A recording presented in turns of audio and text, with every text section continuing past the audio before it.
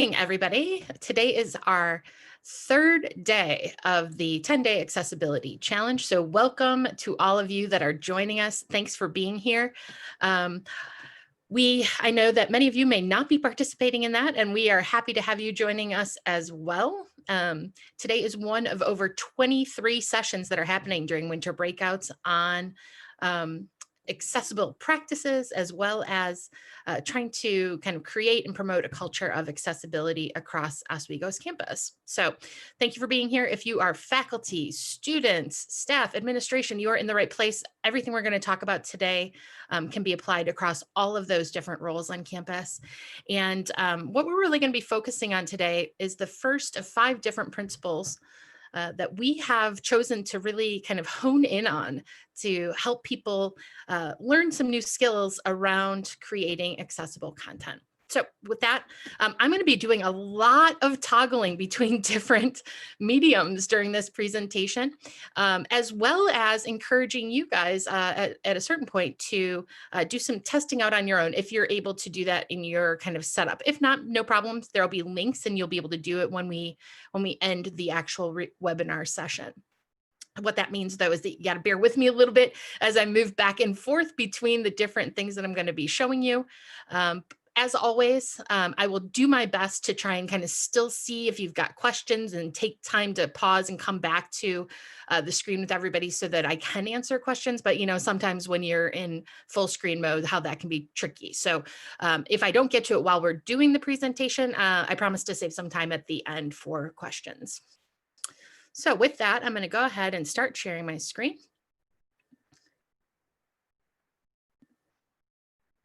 And hopefully I can get a thumbs up here from folks if you can see my whole screen. Is that, can I get some nods? Yeah, we're good to go? Awesome. All right, great.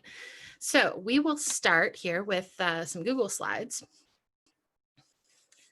All right, so as I alluded to, today I'm going to be sharing with you some information about the first of 5 different principles that we focus on when we're talking about building more accessible content. And that is specifically using something called structured content. And we're going to work with 2 different software applications, both Microsoft Word and Google Docs.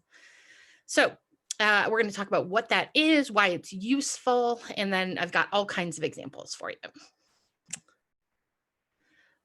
Of the 5 principles, this one really we try and always begin with when we're talking about it because it starts to apply across a lot of different mediums that you'll use. The other of the 5 principles, things like text equivalence, color, hyperlinks, and just use of language, are all going to be things that will be covered throughout the winter breakout sessions and the different days of the accessibility challenge. But we certainly do not have enough time to get to all of those today. So, so we're going to focus on number 1, and then I can kind of point everybody in the direction if you're interested in those other things later on. So first things first. What I want everyone to do is humor me here for the next couple of minutes. What I'm going to be doing is I'm going to relatively quickly flip through a few slides. I'm not going to say anything during them. Between each of the slides, you'll see a kind of a break slide. What I'm encouraging you to do as you're looking at what's on this slide is just kind of see if you can figure out what it's talking about. That's all I'm going to give you ahead of time, right? I think you'll start to understand what the point of this is as we go through it. But essentially, know that I'm intentionally going through these quickly, and then we'll talk about it once I get through the first couple of, I think it's maybe 4 or 5 slides. We'll start now. Okay, got our first break.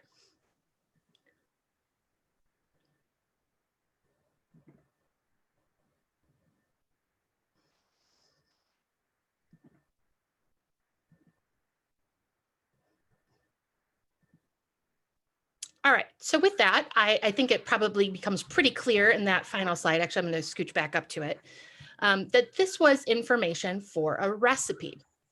This final slide presents that information for the recipe in a format that all of us are familiar with. If you are cooks or bakers, generally speaking, we see a title at the top, maybe some kind of an introduction, a list of ingredients, and then a list of steps, right? All of this same text was on that first painful slide that we first looked at, right? It's hard to tell that this is a recipe. Some of you may have caught it. If you're quick readers, you may have been able to look at that pretty quickly and discern what you were looking at. But for others of us, even when we came down to this next slide where we separated out the text, it still might not have been readily apparent in the quick amount of time that I shared it with you, what you were looking at. So let me go back to this final one. In this case, using things like separated out information with some white space in between, certainly larger font to denote a heading, or even bolding to indicate where new information was starting different sections.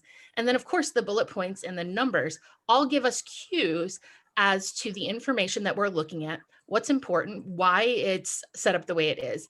And that helps us process the information on this slide. None of what I'm telling you here is necessarily anything that we don't do regularly. All of us, I think, as we are sharing information with people, do things like put paragraphs in and sentences with periods, as well as use things like bullet points and larger fonts to try and call attention to the material that we're sharing. So why we do that, I think, is something that's relevant to starting this discussion. First, it certainly organizes the material that we're sharing in a clear and consistent manner, right? It definitely tells our eyes and our brains what to look at first. If we want to skim through something quickly or at a glance, we can do so. And a recipe that's just on one screen, that's relatively easy, right? But you can imagine, obviously, a longer document either on a computer or even something that you're holding on to reading. Many of us, right, like use things like headings to cue us to find the information that we're looking for. This is especially important if we're thinking about somebody who has a learning disability or something like dyslexia. Those visual cues really help to focus information, know where to look, and help us identify kind of the way that things are structured within a document.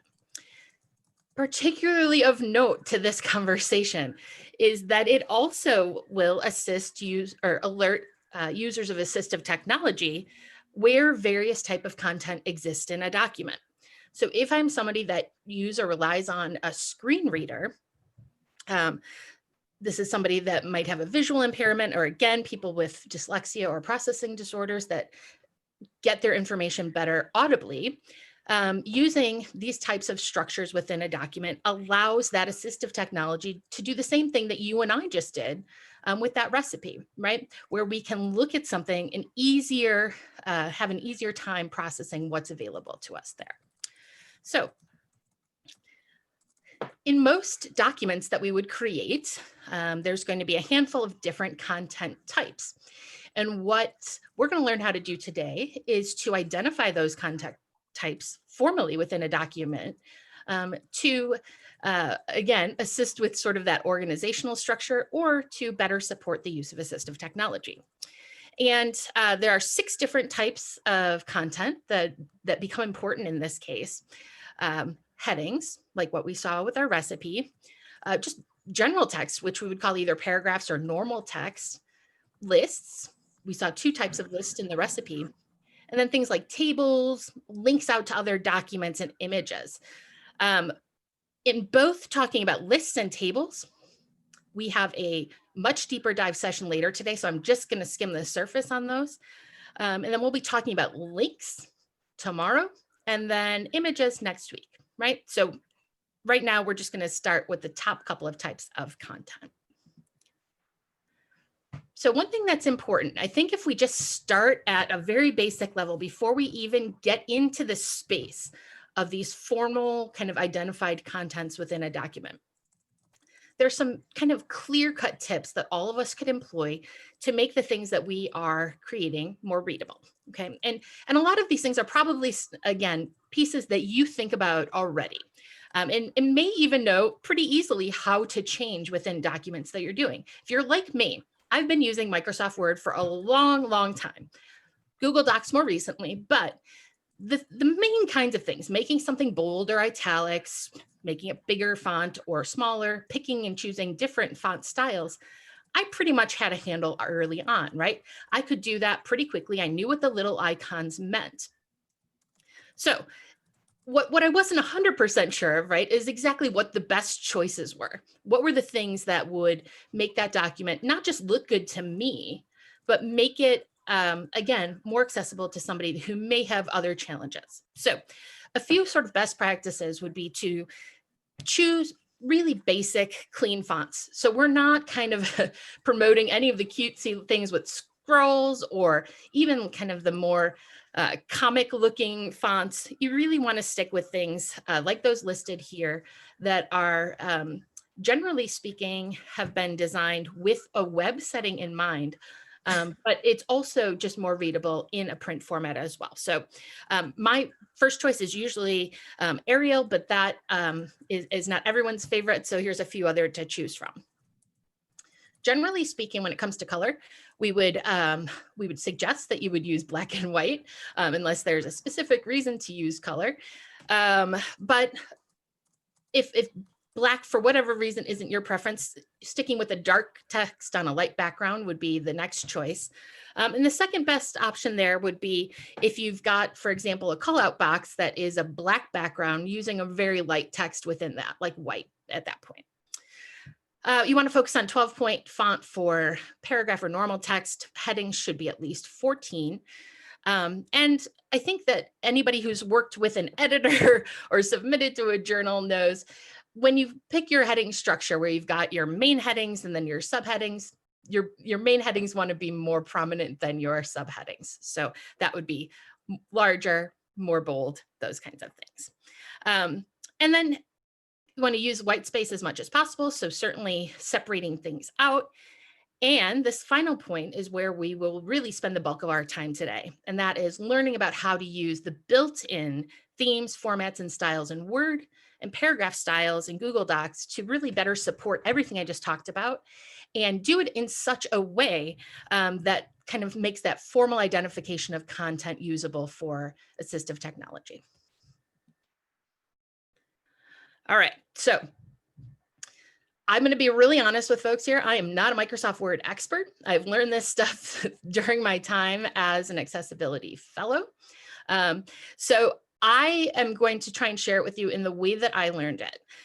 When I first hear something like themes, formats, and style in Microsoft Word, I got to be honest, they all sound like the same exact thing to me, right? They're like, oh, okay, ways to make stuff look different in Word is what that sounds like to me. But the reality is that each one of those pieces has a different function and becomes important in this conversation. And I will show you more specifically when we toggle over to an actual Word document what I'm talking about here. But the main things for you to know is that even though Word has all of these built-in features, not all of them are what we would consider accessible. Okay, so we have to do some, I would say, workarounds and checking as well. The first two things, themes and formats, are found in the design tab, which again, I'll show you in just a moment here. And then the final thing, styles, is on home. So those are the most kind of common places that we'll be going between. And essentially what you need to know about them is that a theme is a preset option for the color and fonts in a document so that you can know if you open up a document and you choose one theme and you want to make all of your documents for a class, your syllabus, your assignment sheets, rubrics, et cetera, all look similar, you could choose the same theme and that would carry that forward without you having to pick and choose all of those things each time, right? Formats are related to themes. Within themes, then you would have these preset options that would dictate what the structure of your document looks like. That means how are the headings set? Are the headings bolded? Are the headings italicized? Are they big? Are they, 18-point font? Are they on the left side, the right side? All of those kinds of pieces. And then styles is the last piece. That's the tool that allows you to essentially tell the document what things actually are headings, right? All right, so we are now going to quickly go back to our recipe, and I'm going to do it both in a Word document and a Google document. And I'm going to just show you kind of how we exactly make that a more accessible piece of content. All right, so let me make this big so we can all see it. Scroll in. Okay. All right, so great. So we're back to our peanut butter cookie recipe, right? And right now, this is, while I don't have it all jammed together because that would just take too long to separate, there is no formatting in this, okay? And essentially what we're going to do, I'm gonna walk you through kind of a series of steps that you would do if this was any document that you have. Maybe it's your syllabus, maybe it's an assignment sheet. But you wanna start with what we just talked about, your themes and formats. And so to do that, we have to go up to the top, this section called design, right? Great. And all the way in the left, we have the built-in themes. Now, there's all kinds of them available. And really, I mean, if you scroll down, you got lots of options. I'm going to pick specifically, the default is Office. That's basically Microsoft's branded default. That's probably what most of you use if you've never kind of played around with the themes before. But I'm going to choose the one right below that, Celestial. Okay, nothing changed on my document. All right, it's just I'm sort of cueing that that's what we're going to be working within. Okay. Now, and it's also indicative of the fact that I haven't structured my document yet in any way. If this was an already structured document and I picked different themes, you could see a change. I'll show that once we structure it. So on the same design toolbar here, next to themes, we have this section, and that is our formats, okay? And I am going to choose the fourth one for the right. I'm sorry, the fifth one from the right. And that's the simple one, okay? And you can kind of see here, if I drop this down, there's a whole bunch of options here, but I'm going with the simple format. And that will put all of my headings on the left-hand side. It's pretty straightforward. There's not a lot of color bells and whistles. I'm not looking for long, bars across my document or anything like that. Great. So we've set our theme and we've set our format. Now we're ready to go. And we're going to go back to our home screen. And now is where we can start structuring the content within the document. Okay. The first thing that I'm going to do is focus on the title of the recipe. Now, you may be inclined to choose up here in the toolbar something called title to begin structuring the document. I want to discourage you from using title unless you are using a formal title page. And instead, I want you to kind of train your brain to think about the first title on your regular text pages to be your heading 1. Okay, so I just clicked that when I had my title highlighted, and you can see it automatically made it bigger. It did change the font to the one that was selected within that theme. Okay, and in my opinion, we'll come back to this, but while it's bigger, it still doesn't, as much as I would like it to, stand out as a title. That's fine. Right now, it's still identified as the heading number 1. I'll show you how we can change it to my liking in just a moment. Just below that is our description of what the recipe is. And this is basically normal text. You see again, right above this highlighted normal. Okay. That's when we hit that, we just basically indicate that that's a regular paragraph. You may want to put an indent in or do something else similar for your normal text. That's all fine. The next kind of level that we would see is we've got our ingredients, and that would be sort of a subheading is how I would think about that, or a heading 2. So I would denote that as heading 2. And I'm going to do the same thing real quickly here for directions. Again, I'll indicate to you that visually it didn't change all that much to us, but it does, by having it identified as a specific type of content, mean something different to the structure of the document if we were going to use it with some type of assistive technology. Finally, what I'm going to do here, because we've got 2 lists, I'm going to highlight the ingredients first. And on this same toolbar, just to the left of our styles, we have the opportunity to identify this as a bulleted list, okay? And we'll do the same thing with the directions. Now, some of you may have may do what I used to do, which is that you go into each line and hit a star or bullet or try and do that automatically on your or, manually on your own, or the same things with your directions. But again, I'm going to discourage you from doing that and instead use the built-in features, because that then indicates to a screen reader or assistive technology that we've got a list there available to us. So I have now gone through and done some basic formatting. And the only thing that I did differently is, instead of doing each thing manually the way that I normally might have, where I like change the font size or I change the, the bolding or something like that, I used the styles to do that within my document. Now, what I want to just allude to is, if I were to, let's say I just didn't love how this looked. If I went back to our design tool, now that the document has structured content in it, if I chose a different theme, let's say I wanted to go to this one called badge. That's also not very pleasing to me particularly, but what it did is it automatically applied the new theme to each of those different structured content areas that I had identified. Okay, let's maybe pick a different one here. We can kind of see this play out in a couple different circumstances, right? So you can kind of now start to see maybe what themes work for you, what you like.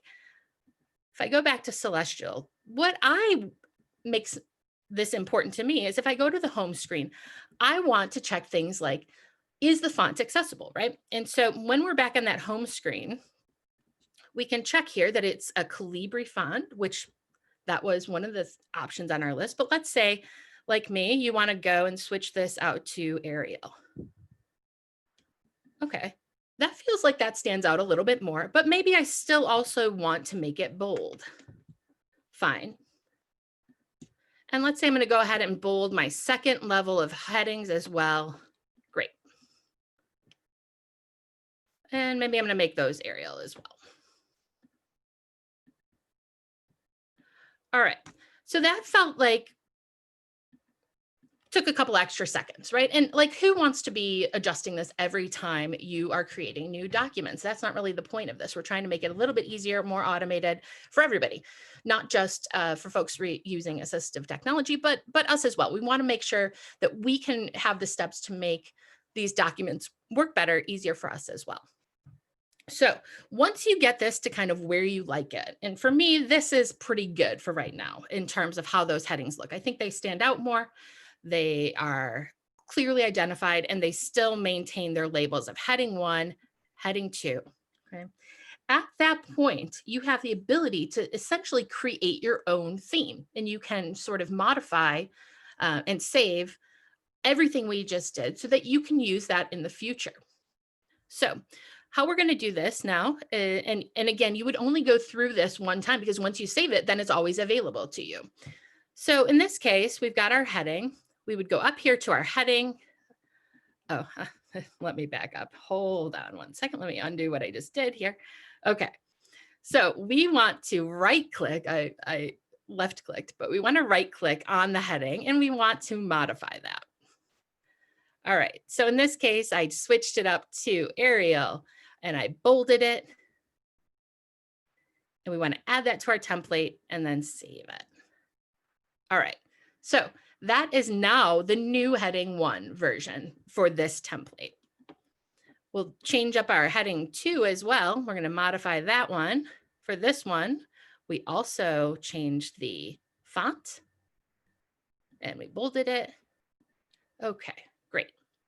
So we've got that changed within this document now. No matter what, whenever I go to heading 2, whenever I add in a heading 1, they're going to work the way that I want them to. If I go back then to design, because I want this available not just in this document, but other documents to come, I can go into our themes and I can save the current theme. And we're going to now call this one Michelle's theme.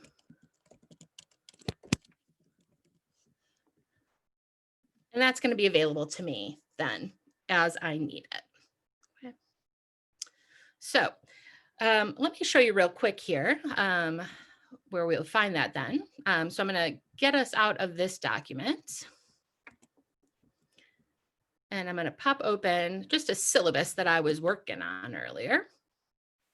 And this particular syllabus already has structured content in it. If I go to my home screen, you'll see, you'll see that this is identified as a heading 2 up top. We've got our heading 1. Here's the name of the syllabus. But let's say that I want to change the theme of this to that theme that I just created in the other document. I would go back up to my design layout, to my themes, and now you see up top here, under the custom themes, we've got my theme. All right. Now what happens is when I go out to my, when I go out back home and I use my heading 2 here, I'm sorry, I don't think that I picked the right one when I changed it. Hang on one second. There we go. All right. So now it's changed what we see here within my document. Essentially, the heading 2s are as I set them up in that new format. Okay.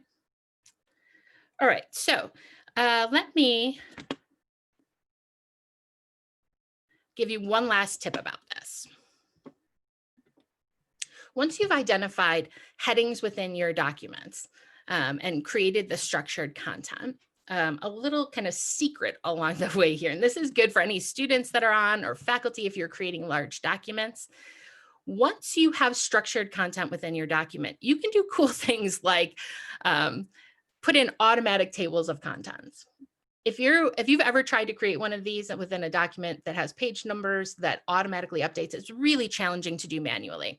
But once you go through and set up your structured content, you can come here to the reference menu, insert a table of contents, and you'll see it automatically put in my heading 1 was the name. Our heading 2 are the sub ingredients, or our subheadings, right? Our ingredients and directions.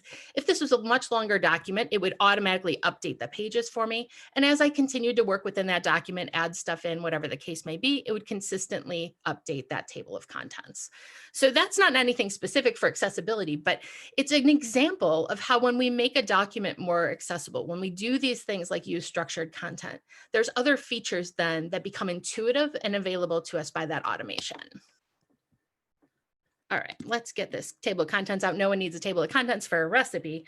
But the next thing I want to do is take a look at this then in Google Docs, because it works slightly differently within Google Docs. And in some cases, it might be a little bit more straightforward and more intuitive, actually. So we're looking at that same recipe again. In Google Docs, instead of having these 3 categories where we've got themes and formats and styles, we're talking about one thing here. It's called paragraph styles in Google Docs. And when you open up a document, this first place that we're at, we are in the right place to kind of structure that content again. So you see along the main toolbar, this drop down here that has the same kind of named things, right? Our normal text, titles, and headings.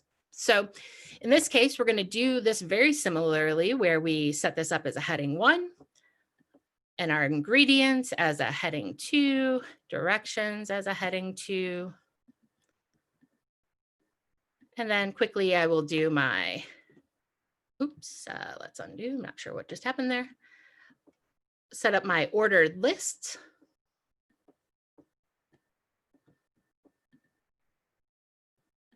Or my unordered and my ordered lists. Okay, so what I feel like was a little bit quicker, got that handled in a Google Doc.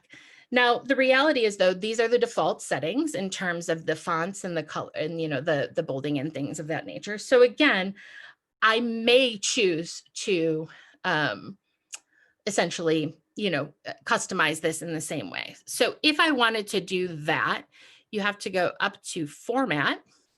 And here you have something called Paragraph Styles, and then Options. And then you see that we have the ability to save as my default styles. So let's say I went back in and I changed this to bold again, and then I want to go back to my headings and I'm going to update the heading to that. And then I want to go to Format and save this as my default. under options. From now on, if I open up a new Google Doc,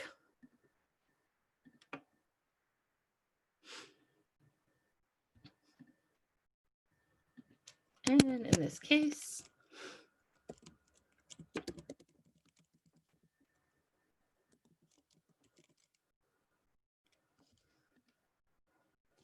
all right. In this case, we have to, the very first time, we need to go and go back to our paragraph styles and tell Google Docs that we want to use our default styles, not the default styles of Google Docs. In which case, now when I make this my heading 1, it's going to come up with that bold. Oh. Just like we did. So the headings originally were not this bold. I made that my default because I like that a little bit better. And we could also certainly change the font size, the type of font, the font style, or things like italics and bold, and then save that as my default. So I feel like it works a little bit more straightforward. The main difference is that you, and I could be wrong about this, so certainly if somebody has a different opportunity for that, I think that you can either have your own default style or Google Docs default style, whereas in Word, you can save multiple types. So if you wanted a different style for each class or a different style for each type of project that you were working on, you could do that as well. Okay, so, one secret tip that I've got for you in Google Docs, here over on the left-hand side, once you've structured the content, then you are able to see what's called the document outline. And this essentially, again, if this was a longer document, when you see this outline, you're able to just quickly toggle between those settings. Okay, so you could go, it takes you right to that area once you're using the outline view. So we're going to close that up. Again, it's just this little box with the bullet points in the corner, and that works once the document has structured content in it. All right, so let's go back.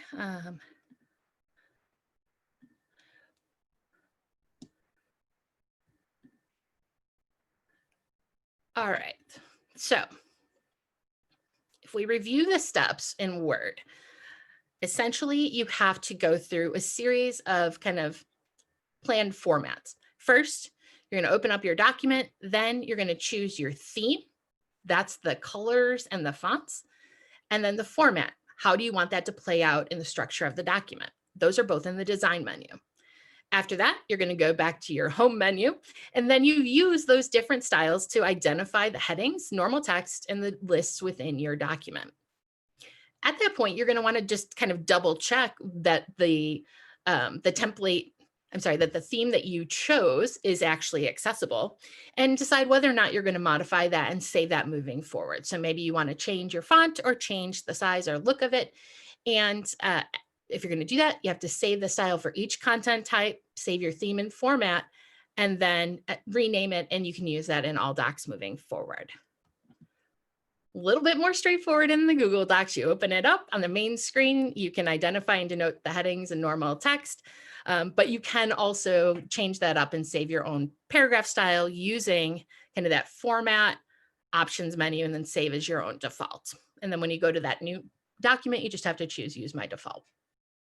So hopefully that at least gets you started thinking about this. However, I suspect that number one, you need some practice on it. And number two, you may want some additional resources. Also, it's really important. I showed you that Word on a Mac. I use Word for Mac. If you're a PC user, it may be slightly different. So I want to take you out and just walk with you through this website, oswego.edu, or /accessibility. Within this website, what you're going to find is a variety of tips, tricks, trainings, all kinds of things like that. But as I mentioned, we're talking about these 5 accessibility principles. So on the front homepage, if you click through to basic principles, what we just talked about was identifying content types. You can click down on that. Gives you some basic information on it. Okay. But then there's all kinds of specific written and video tutorials that go into even further depth than what I just shared with you today. And not only does it go through all of the different types of software, but there are options for both Mac and PCs, okay, for things like Word. And then, of course, additional kind of ongoing information about how to do this. What I want to encourage you all to do is certainly take advantage of that, but really more than anything, you kind of just need to start practicing.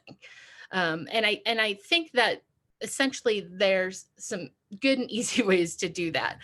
I'm going to give you a link in the chat box here once I stop sharing to an unstructured syllabus and then one that has been made accessible. So you can kind of on your own test out the unstructured one and see how close you get to that accessible one.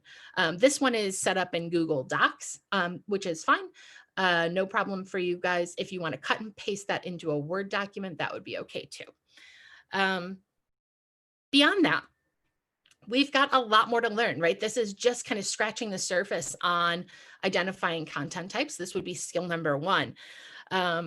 After this session, right at 11 o'clock, I will be, myself and a student actually will be demoing for you and talking a little bit about what happens when documents are not accessible. We will be demoing a screen reader, and the student will be sharing information about what his experience is like when that happens in the course of a written assignment or notes given by a professor, or even tests that are provided online. This afternoon, we do have a session that goes all in on these lists and tables in Microsoft Word and Google Docs. And then tomorrow, a session on hyperlinks. You may have also seen on the winter breakout sessions that there is something called a daily drop-in session. If after today's session, you start going at it with your Google Docs and your Word docs, and you are like, oh my God, I have no idea what Michelle just said an hour ago, please bring your documents with you. Come in and sit with us. We can share your screen, talk you through it. Anybody that wants to come meet with us, we're doing small breakout groups or one-on-one if we have fewer people. Those are hosted by Accessibility Fellows as well as members of the work group. So let me, I'm going to do 2 things here. I'm going to stop sharing so that I can see all of you. Yeah, great. And I am also going to put those 2 kind of test documents into the chat. And then we'll have some time for some questions and answers. Michelle, folks were hoping you would share your slide deck as well. Absolutely.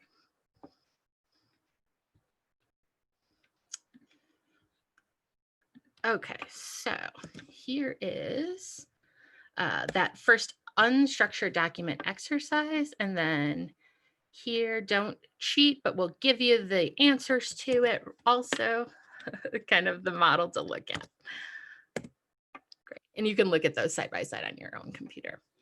Okay, so I will absolutely share my slides. Let me just make sure that I've got the settings correct on that, so that anybody with an Oswego, anybody, only people that had changed link to Oswego. Okay. I'm also putting my slides in the chat. So there's 3 things right there. Okay. So Rebecca, I don't know if it looks like there was a lot happening in the chat box while I was chattering away. Rebecca, it looks like you were answering most things, but is that accurate? I think everything's been answered, but if I miss something, you should speak up. Yeah. All right. So I'm going to toggle to a couple of screens, see if anybody else, if I've got videos on. Does anybody have any specific questions that they would like answered, or to see again what I just went through? Hi, Michelle, it's Emily. I have a quick question for you. Yep, go ahead. So I was looking up to see if when you download a Google Doc to a PDF, will that maintain the accessible format? I've also read that you might have to first download the Google Doc as a Microsoft Word document, and then from there convert it to a PDF to make sure that all of the accessible format is maintained. Yeah, that's a great question. So I guess the important thing, the first thing that I will say is that I did not teach you everything that would be needed to make the Google Doc accessible in a PDF format, particularly if you have images or hyperlinks. Those are going to be really important as well.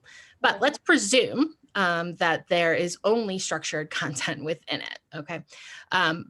Typically I've had the best luck of doing exactly what you just said, which is downloading it to a Word doc and then converting it to a PDF. But if you are in a situation where you are putting this up on your Blackboard site, for example, my question to you would be, what would your rationale be in converting it from the Google Doc to the PDF? And is it problematic for you to have both versions, which essentially PDFs tend to be the least accessible to the fewest amount types of assistive technology unless they are very precisely set up. So if you have that, if it's created in a Word doc anyway, that is accessible, my best tip and suggestion there would be to, at a minimum, have both formats available. Great, thank you. Michelle, the second document that you shared doesn't have the right permission set. Okay, I will do that. I'll change that up right now.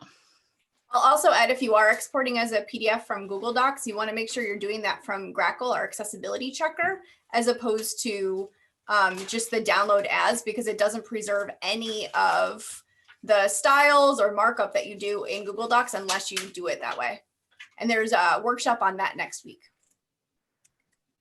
I have a question about images. I'm not sure if it's unrelated to this, but it has to do with when we're, redoing our syllabus, if we have our syllabi, if we have an image in our syllabus already. Is there something similar to the structure that we need to go to mark it as an image? I know there is, I just don't know where it is. Yeah, great question. And just for everybody, so there is sort of like a lot to know about images and noting them. So there is next week, we are doing multiple sessions on images. But the biggest thing that you can take away quickly today is that you want to provide alternative text to any image that you have within your in your document. What you'll see I know, Catalina, you'll be joining us for the next session in the screen reader. What happens is if there's just an image, the screen reader will essentially jump over it or say that it's blank. It will not say anything more than that. And if you're using that image to try and convey some sort of meaning in your syllabus or the document that you're using, you want to use that alternative text to indicate to the user what is going on with that image. So in most things, that's a right click on top of the image, and then you would add alternative text and write that in. But that's an oversimplification of how to do this. And there are sort of best practices for what to write in that description, how long to make it, what you want it to say. And again, with really the tutorials and showcasing how to do it in each of the different types of formats. So just put a pin in that one. Know that we're going to be coming back to it. It's an important principle that we will be talking about, but not until next week. All right, there is a question in the chat box. Can we use italics or underline text? This is a great question. So I think that there are certainly reasons that you would use both of those things. I think that underlined text can be a little bit tricky because visually we are starting to sort of associate underlined text with being a hyperlink out to some other source out there. So I would discourage the underlining unless there is some really critical reason to use it. But if you, for example, wanted to Rebecca's point, limited use of underline. And I would also agree that italics can impact the readability in some cases of certain fonts. But let's say that was part of a style guide for a certain journal or something like that, where your document expected subheadings to be italicized, which does happen. You, in that case, would just want to make sure that you adjust your the subheading level to include that italicized version in the format, and then save that to a new theme.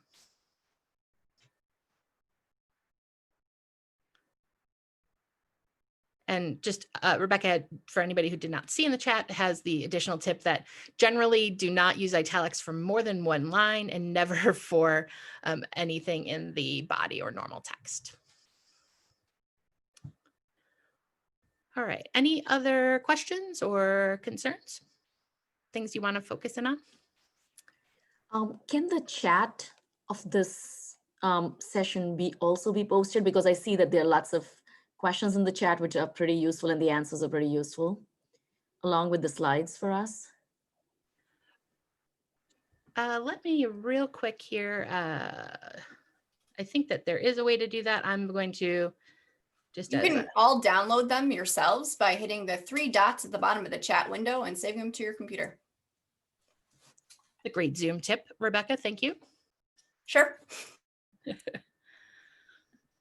I do have a quick question. What about using like highlights to, like the highlighter to highlight the words? So for example, you would use kind of highlight something and then make it yellow, but Yes. not actually the font yellow, but like around that being made. Correct. Yep. Okay. So so the way that you want to think about that, right, is that that does not necessarily do anything for somebody who's using a screen reader or assistive technology. It only calls out something for somebody that is able to see it and distinguish between the colors. So this, I think, you have to think about who are you doing that for, and are you do you want everyone to be able to benefit from that particular call out, or just certain people? So I would just encourage you. I know I personally use that highlighter tool for myself as I'm reading through documents, or if I'm creating something in like a draft that I want to remember that to go back to for me, but not something that I am putting out publicly as part of digital content that I'm sharing more broadly. So I think that you definitely probably want to focus on using these built-in tools if you want to call out and identify something in a way that everybody can use and read it. But then save that highlighter for sort of more like private or internal documents. Does these do these like kind of rules apply for like the email too? Yeah, great question. And my answer would be yes. That any of these general principles can also be used within an email document. Certainly things like, if you are a Gmail user, like, using things like the automatic numbering versus the bullet points, as well as the identification of things like hyperlinks. I would 100% use those same things, the fonts, colors, following those same guidelines. Perfect. Michelle, I noticed you, sorry, I have so many questions today. I noticed you, when you were in Word, had the list already, which I think was the example to show us the formatting quickly. But something I always have problems with in Google Slides, especially, is when I'm creating a numbered list and I do an indentation, and then it wants all the rest of my bullet points to be indented. So would you recommend us writing our lists first and then adding formatting when we're doing things? Or to just say it's going to be a list and deal with those like weird formatting issues that pop up as we go? The glitches, yeah. So I think it depends. I'm going to quickly pull my slides back up because I want to just show you one thing, because I do think that there's sort of I have an either or answer here. So give me 1 second here. And I'm actually going to show you this in Google Docs, not in Google Slides. But it follows the same basic principles. All right.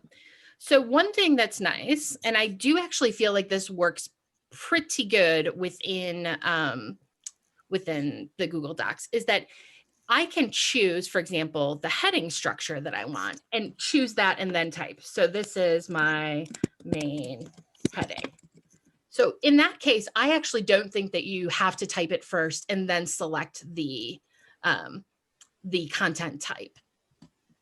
what you were alluding to. Let's say I'm going to make a new list of things to buy at the grocery store, and I want cheese and eggs and milk. Okay, so I added that in, and in this case, it doesn't have to be in any specific order. I just want bullet points. Fine. Okay, that's super fast. The question that Catalina posed is that if I want to instead start a new list, can I start it by bullet pointing it, right? And then, so I hit it first, and then I start my list at that point. And the thing is that it automatically indented it, moved it in, right? So you can, by highlighting your list, change the location of the indentation by using these buttons next to the list, or you can move it back. But it does limit you to where you start it from. Like you can't have it all unless without changing the full location of the tab set. So I would say that if you don't want to get too technical or complicated with this, probably the easiest way is to type the list first and then format it for lists. But I think it's really easy to do it with the headings where you select the heading first and then type. So I think it's going to come down to your comfort level.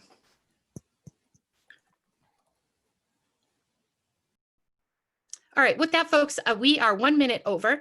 I would love to see everybody back here for that 11 o'clock session. Again, we're going to keep talking about the same topic, but from a little different perspective, and we will get to see a screen reader working with both a well-structured and a non-structured document and see how that plays out differently. But the highlight of that next session is definitely going to be our student who's going to share with us what his experience is like in different classes across campus, trying to use these assistive technologies. So thanks for sticking around today, and hopefully we'll see you at one of our upcoming sessions around accessibility during the winter breakout session. Thanks so much, everyone.